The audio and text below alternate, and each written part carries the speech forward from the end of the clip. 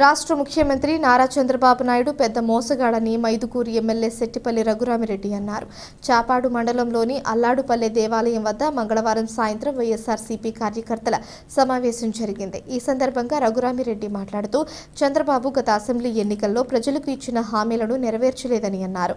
రాష్ట్ర ప్రజలకు అబద్ధపు హామీలు ఇచ్చి ఓట్లు వేయించుకుని మోసం చేశాడన్నారు. గెలిచి 13 నెలలు అయినప్పటికీ ఒక్క హామీ కూడా ప్రజలకు నెరవేర్చలేదని అన్నారు. మహిళలకు ఉచిత బస్సు ప్రయాణం ఒక బూటకమని విమర్శించారు.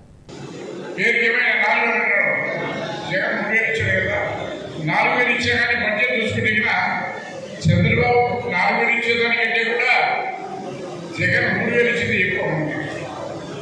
అవునా కదా? మరి అదే మోసం కదా. అర్హత అదే మేము వాళ్ళు చూసాం, గడప గడప పోయినాం, అడిగినాం, అర్హత ఉంటే అక్కడెక్కడి చెప్పి ధైర్యంగా తిరిగినాం, చెప్పినాం. కానీ దాంట్లో కూడా మోసం చేసినాం. వీళ్ళంతా దీంట్లో ఏమి ఇచ్చాడు? సూపర్ 6, సూపర్ 7 మరి ఎన్ని ఇచ్చాడా అనేది చేస్తున్నాం.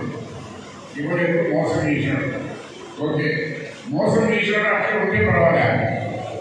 కొత్త పథకం పెట్టాడు, కొత్త కార్యక్రమం ఏర్పాటు చేస్తున్నాడు.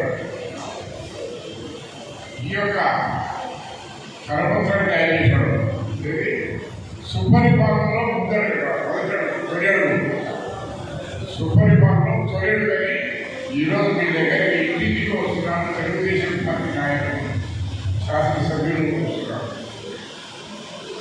మరి వీళ్ళు చెప్పినది ఎన్నికల ముందు ఏం చెప్పినాడు, ఏం నెరవేర్చాడు, మరి సుపరిపాలన ఎట్లా ఉంటుంది? ఇది మంచి పరిపాలన అయితే మీరు చెప్పినట్టు వాగ్దానాలను నిరూపించి మీరు ప్రజల వద్దకు వెళ్తే బాగుంటుంది. కానీ ప్రజలు మోసం